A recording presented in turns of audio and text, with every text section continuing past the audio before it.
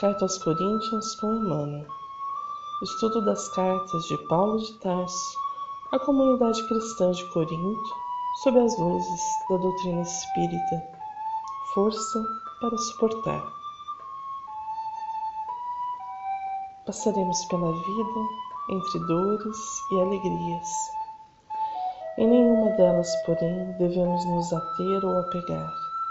Nesta vida, tudo é experiência e aprendizado, e tudo é passageiro. A dor passará, e a felicidade também. Paulo nos relembra do ensino do Cristo. Quando a dor chega, somos capazes de suportar. Quando a felicidade chega, é tempo de criar alicerces para os tempos de dor. Entre um e o outro transitaremos, e em todos eles Deus nos cuida e Jesus nos guia. Texto para análise. Não quero que ignoreis, irmãos, que os nossos pais estiveram todos sob a nuvem, todos atravessaram o mar, e na nuvem e no mar todos foram batizados em Moisés. Todos comeram o mesmo alimento espiritual e todos beberam a mesma bebida espiritual, pois bebiam de uma rocha espiritual que os acompanhava, e essa rocha era Cristo. Apesar disso, a maioria deles não agradou a Deus, pois caíram mortos no deserto. Ora, esses fatos aconteceram para nos servir de exemplo, a fim de que não cobicemos coisas más, como eles cobiçaram.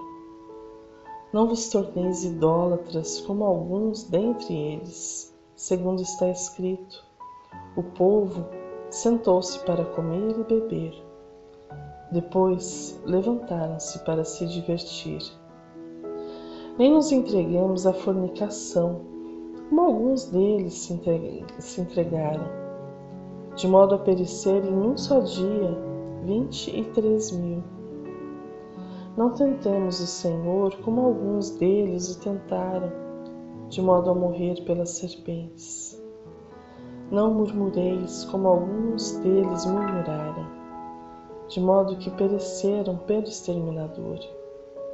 Estas coisas lhes aconteceram para servir de exemplo e foram escritas para nossa instrução, nós que somos atingidos pelo fim dos tempos.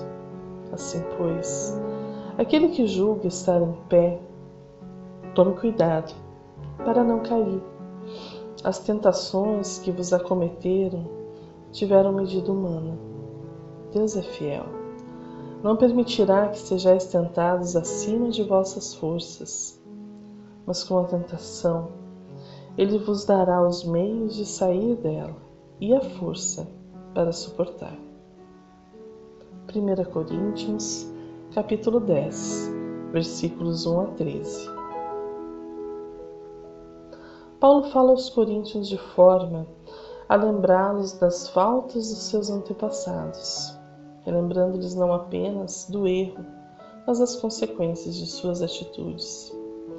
E essas experiências nos alcançam, ainda hoje, para nos ensinar, para nos lembrar de falhas humanas e dos desvios que cometemos ao longo da jornada.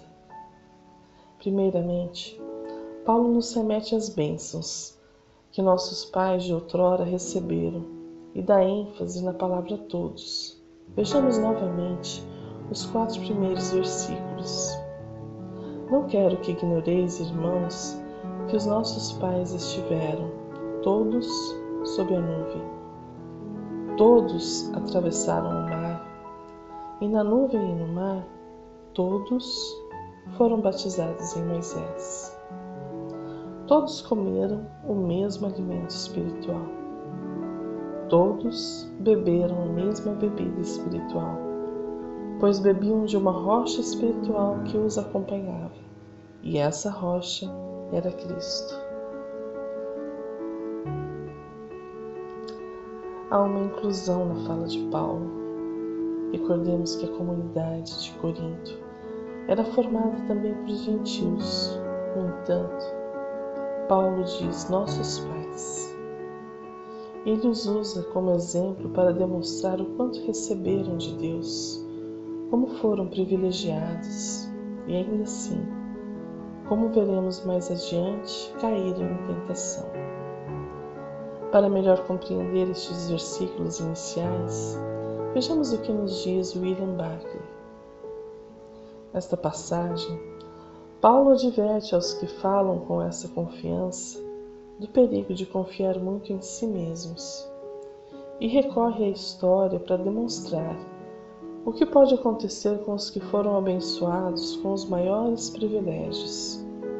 Retrocede aos dias em que os filhos de Israel eram nômades e peregrinos no deserto.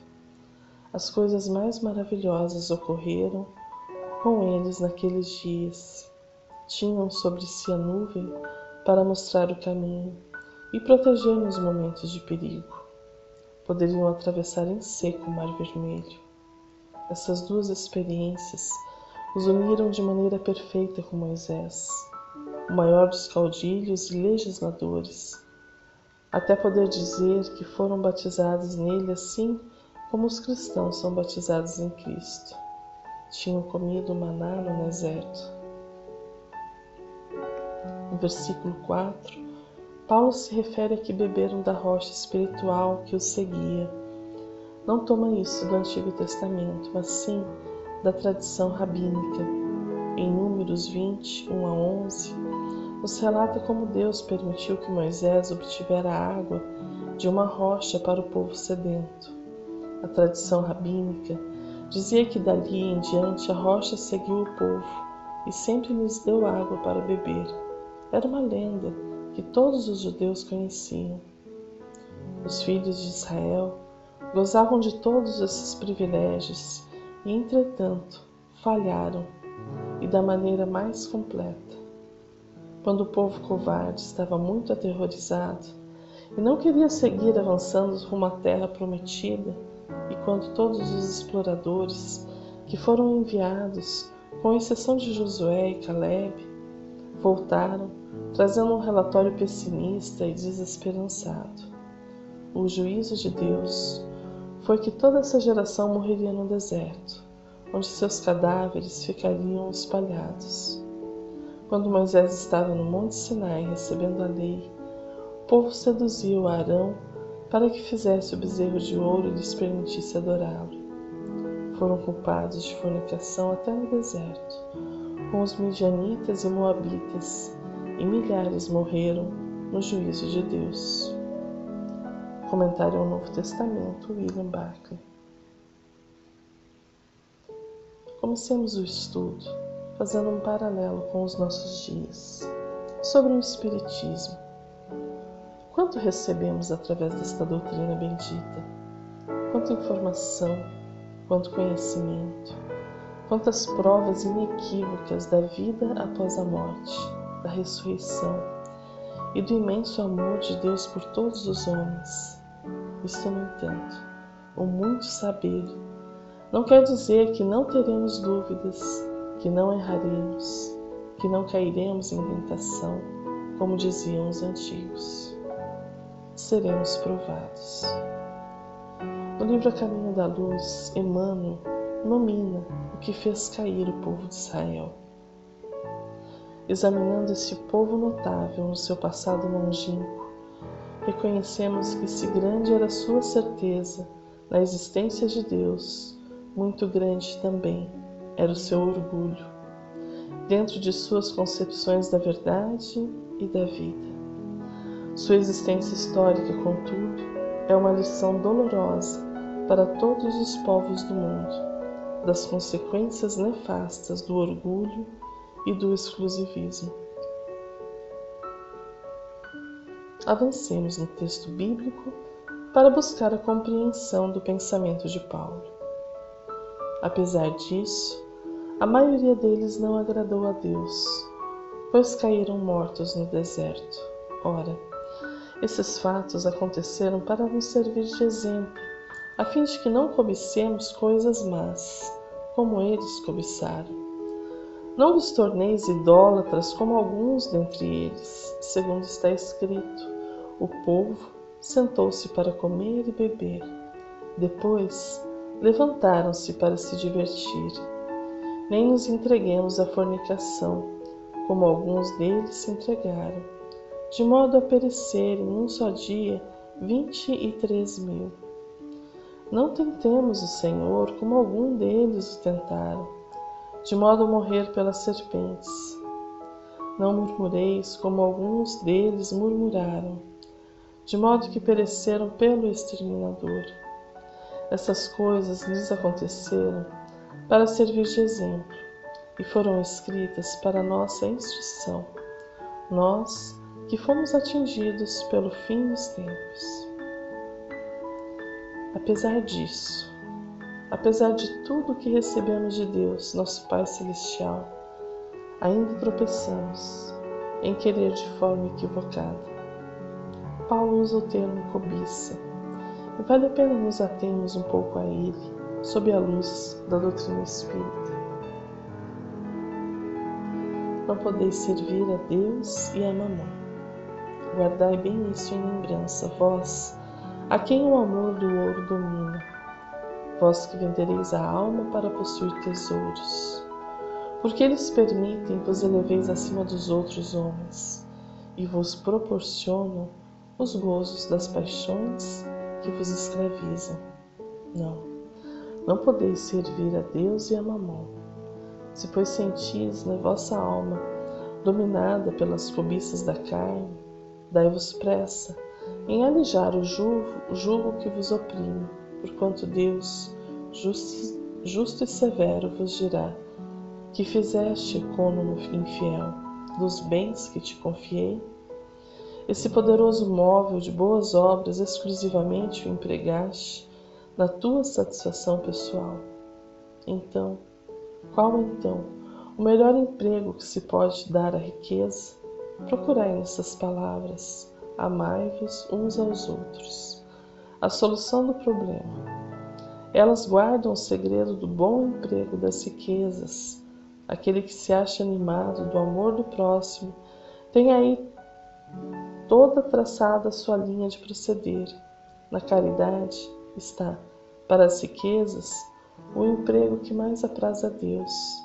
Não nos referimos, é claro, a essa caridade fria e egoísta que consiste em a criatura espalhar ao seu derredor o supérfluo de uma existência dourada. Referimos-nos à caridade plena de amor, que procura a desgraça e a ergue sem a humilhar.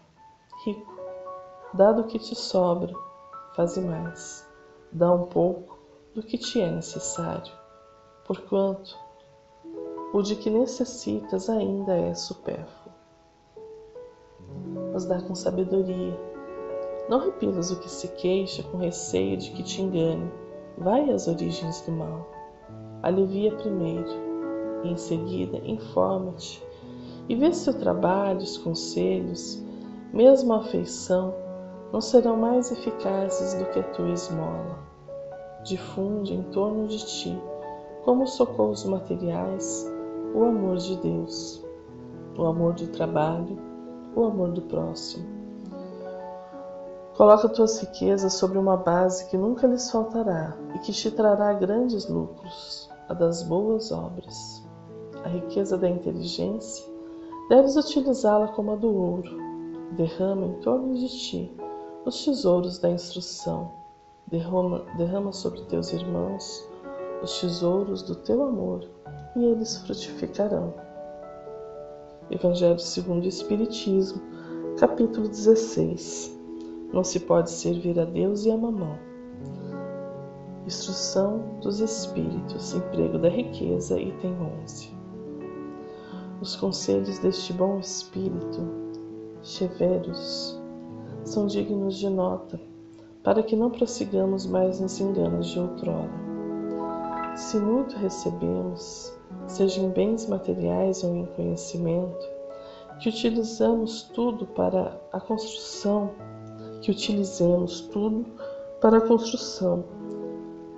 de um mundo melhor para todos, que o bem maior seja o nosso propósito de vida, ainda que isto represente algum prejuízo pessoal.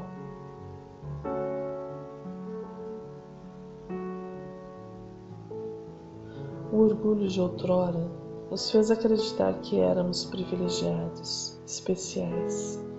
Em verdade, todos somos. E quem muito recebeu é chamado por Deus a muito oferecer.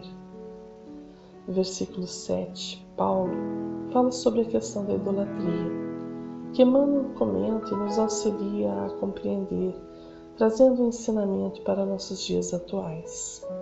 Livro Pão Nosso, lição Perigos Sutis. Não vos façais, pois, idólatras. Paulo, 1 Coríntios 10, 7. A recomendação de Paulo aos Coríntios deve ser lembrada e aplicada em qualquer tempo, nos serviços de ascensão religiosa do mundo. É indispensável evitar a idolatria em todas as circunstâncias. Suas manifestações sempre representaram sérios perigos para a vida espiritual. As crenças antigas permanecem repletas de cultos exteriores e de ídolos mortos. O Consolador enviado ao mundo, na venerável missão espiritista, vigiará contra esse venenoso processo de paralisia da alma. Aqui e acolá surgem pruridos de adoração que se faz imprescindível combater. Não mais imagens dos círculos humanos, nem instrumentos físicos supostamente santificados para cerimônias convencionais, mas entidades amigas e médiuns terrenos que a inconsciência alheia vai entronizando, inadvertidamente, no altar frágil, fantasiosas. É necessário reconhecer que aí temos um perigo sutil, através do qual inúmeros trabalhadores têm resvalado para o despenhadeiro da inutilidade. As homenagens inoportunas costumam perverter os médiuns dedicados e inexperientes, além de criarem certa atmosfera de incompreensão que impede a exteriorização espontânea dos verdadeiros amigos do bem no plano espiritual. Ninguém se esqueça da condição de aperfeiçoamento relativo dos mensageiros desencarnados que se comunicam e do quadro de necessidades imediatas da vida dos medianeiros humanos. Combatamos os ídolos falsos que ameaçam o espiritismo cristão. Utilize cada discípulo em amplos recursos de lei de cooperação. Atire-se ao esforço próprio com sincero devotamento à tarefa. E lembremos-nos todos de que no apostolado do Mestre Divino, o amor e a fidelidade a Deus constituíram o tema central. Há quem pense que a idolatria é algo dos tempos passados, mas Emmanuel nos informa que há muita conduta equivocada ainda hoje. O tratamento dado a médiuns e palestrantes é sinal de que ainda transitamos por estes caminhos enganosos de orgulho e vaidade. A lição é atual e oportuna, e cabe a cada um de nós corrigir o seu pensamento e o seu comportamento diante da vida e dos que trabalham com o Cristo na construção do mundo regenerado. A lição é tão importante que há 2 textos de Emmanuel comentando o versículo 7. Vejamos o segundo, do livro O Espírito da Verdade, sem idolatria. Evangelho segundo o Espiritismo, capítulo 21, item 8. Não vos façais, pois, idólatras. Paulo, 1 Coríntios 10, 7.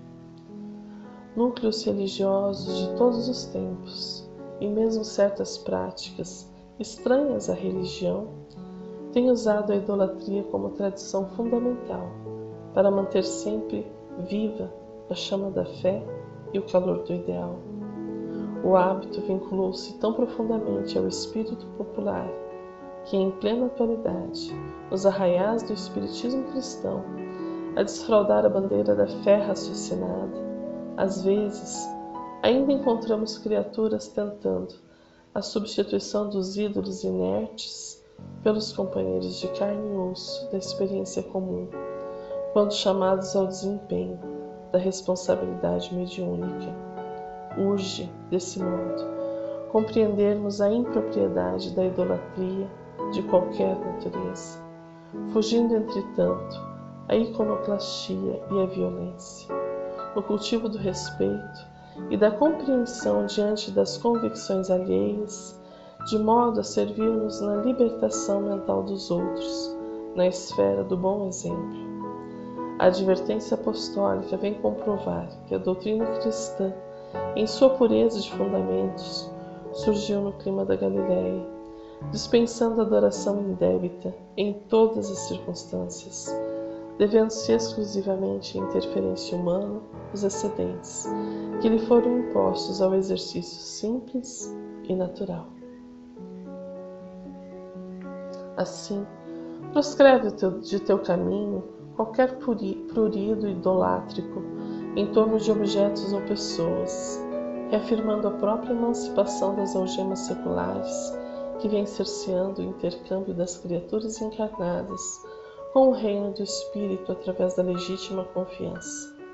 Recebemos hoje a incumbência de aplicar, na edificação do bem desinteressado, o tempo e a energia que desperdiçávamos outrora à frente dos ídolos mortos, de maneira a substancializarmos o ideal religioso no progresso e na educação, prelibando as realidades da vida gloriosa. Encerrando o estudo de hoje, temos os seguintes versículos.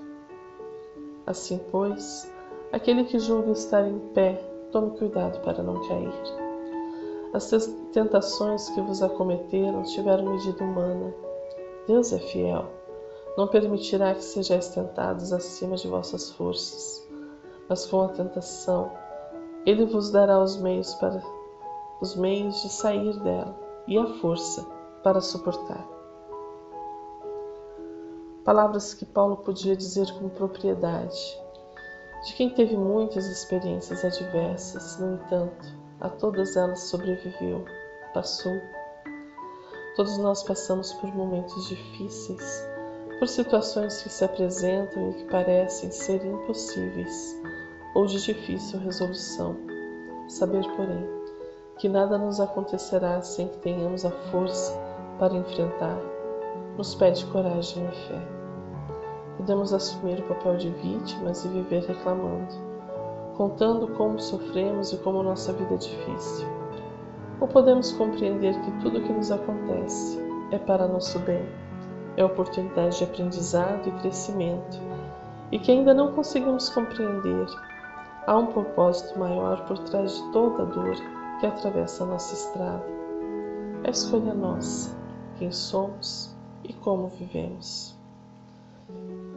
E quando nosso irmão atravessar por dura prova, tenhamos a postura da caridade para entender os seus tropeços e auxiliá-lo conforme possível. E nesse sentido, o comentário de Emmanuel com o qual encerramos o estudo de hoje. Livro Bênção da Paz, lição no zelo fraternal. Aquele, pois, que pensa estar em pé, olhe e não caia. Paulo, 1 Coríntios 10, 12. Observaste com pesar todos os irmãos do caminho que se arrojaram em situações aflitivas, angariando para si mesmos complicados problemas na sombra. Os que perderam a confiança na providência divina e se desbordaram nos precipícios da rebeldia, os que desanimaram à frente das tentações e caíram no logro da morte voluntária, os que abandonaram as obrigações santificantes que lhes competiam, a pretexto de fadiga ou dificuldade, os que esmoreceram no serviço da elevação espiritual e buscaram repouso, nos refúgios da ilusão, os que se aprisionaram nas armadilhas da delinquência, os que se enrodilharam nas teias da obsessão, os que se cansaram de fazer o bem, os que trocaram os percalços do trabalho pelos enganos do comodismo. Diante de todos eles, os nossos irmãos que entraram no cipoal dos obstáculos maiores, não pronunciei censura ou condenação. Ao invés disso, ora por eles. Recordemos a sábia advertência do apóstolo Paulo: aquele, pois, que pensa estar em pé, olhe, não caia. Um fraterno abraço e até o próximo estudo.